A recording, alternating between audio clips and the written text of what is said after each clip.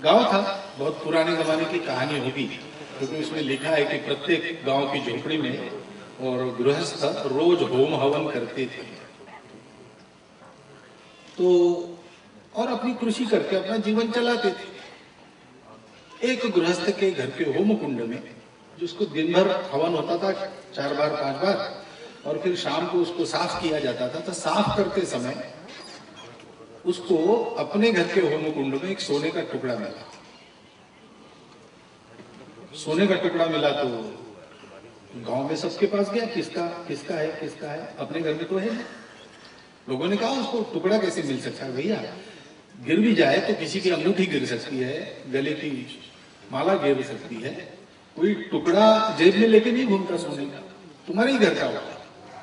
वापस आया तो पत्नी ने बताया उसको कि ऐसा था कि पापड़ सुखाने के लिए डाले गए आंगन में, और मुंह में पान था। पुराने जमाने में महिलाएं भी पान खाया करती थी नियमित, तो पान था मुंह में, और कुत्ता आया, और केवल काठी पटकने से वो भागा नहीं, तो चिल्लाना है, तो थूकना कहा, आंगन भर पापड़ है। तो मैंने देखा कि होमकुंड में आपको कचरा ही बचा है, उसको साफ ही करना है, मैंने वहां थूक दिया। लेकिन रोज शुद्ध सरल मन से होम हवन करते करते इतना पवित्र बना कि उस थूक का सोने का टुकड़ा बन गया। तो गृहस्थ ने उसको डांटा थोड़ा सा और कहा कि ऐसा मत करना फिर से। लेकिन दूसरे दिन भी उसको अपने होम कुंड में सोने का टुकड़ा मिला।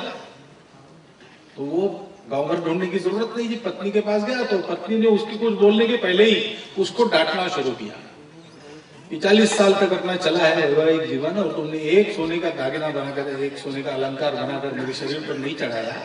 अब अपने घर के होम कुंड में अपने थूक से मैं सोना पैदा कर रही हूं, तो तुम्हारा क्या जाता है, मुझे मत डांटा। और इस पर डांट अगर पड़ेगी तो मैं कल आत्महत्या कर दूंगी।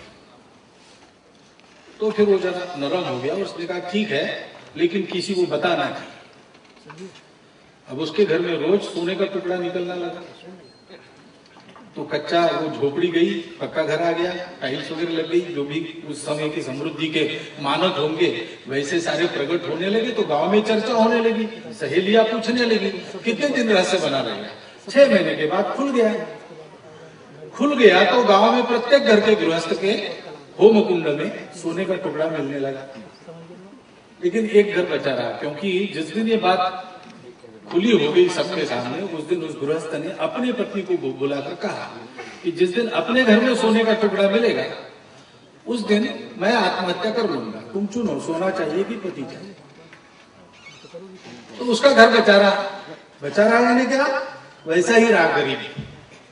तो उसके पत्नी को रोज बाकी लोगों के ताने खाने पड़ते थे। साल भर उसने सहन किया। पति को तो क्या, सुबह नाश्ता करके खेती पर चला गया, रात को वापस आके भोजन करके सो गया, उसको तो सहन नहीं करना पड़ता था। पत्नी को गांव में गांव वालों के बीच रहना पड़ता था। साल भर में वो उब गई। फिर उसने कहा कि गांव छोड़ो।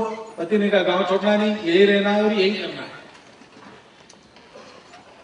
और साल भर बीतने के बाद फिर पत्नी ने कहा कि अब सहन नहीं होता, अब अगर छोड़ना नहीं है गांव तो कल मैं आत्महत्या कर लेती हूँ। तो फिर राजी हो गया। जो कुछ थोड़ा सा अपनी झोपड़ी में था पोटली में बांधकर दोनों निकले सुबह तड़के उठकर, और थोड़ा दूर जाने के बाद आखिरी बार गांव को देखने के लिए गांव की ओर मुड़े। तो वहां सब आग वाग लग गई थी, झगड़ों के आवाज आ रहे थे, जोर जोर से लोग चिल्ला रहे थे। पत्नी ने पूछा कि क्या हुआ, अभी छोड़ा गांव, तब तक तो सब ठीक था। तो उस गृहस्थ ने कहा कि इसलिए मैं कह रहा था कि इसी गांव में ऐसे ही रहना है, क्योंकि बाकी सब लोग होम कुंड में थूक कर सोना निकालने का पाप कर रहे थे, तब हम लोग व्रतस्थ थे, उसके बल पर ये गांव बचा। हमने छोड़ दिया गांव को, गांव चला गया। राजनीति में हमारे स्वयंसेवकों को ये काम करना है, वहीं रहना है और वहां रहकर व्रतस्थ रहना है, जमाने की चाल कुछ भी हो। अब ये बात बुद्धि से तो सबके समझ में आती है, ये कहानी सुनने की उनको जरूरत नहीं है। इससे अच्छी अच्छी कहानियां उन्होंने सुनी है और वो इससे अच्छी अच्छी कहानियां बता सकते हैं। ये कहानियों से होने वाली बात नहीं है, उसके लिए जीवन चाहिए, सामने जीवन चाहिए। और इसलिए हमारे स्वयंसेवकों का ये जो काम है, इस काम को अडवाणी जी ने अपने जीवन में कैसे किया होगा,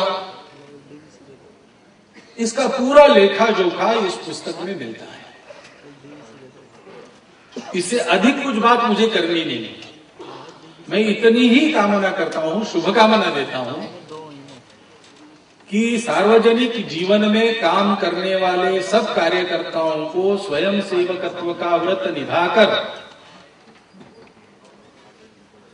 अपने ध्येयवाद को जीवंत रखते हुए व्यावहारिक जमीन पर दोनों पैर पक्के रखकर उस जमीन को अपने लिए अनुकूल कैसे बनाना, स्वयं का व्रत भी रह जाए और हम उस जमीन पर ठीक से चल भी सके, ये कैसे किया जाए, इसका प्रत्यक्ष वस्तुपाठ जो स्वयं उनके संपर्क में है वो तो रोज देखते हैं, लेकिन उनके समकालीन और हमारी पीढ़ी के अनेक कार्यकर्ता देश भर में ऐसे हैं जो इतने संपर्क पे नहीं है, तो वो इस किताब से इस बात की प्रेरणा ले सकेंगे, इस बात को समझ सकेंगे और इस बात को अपने जीवन में उतारने का हौसला अपना बढ़ा सकेंगे।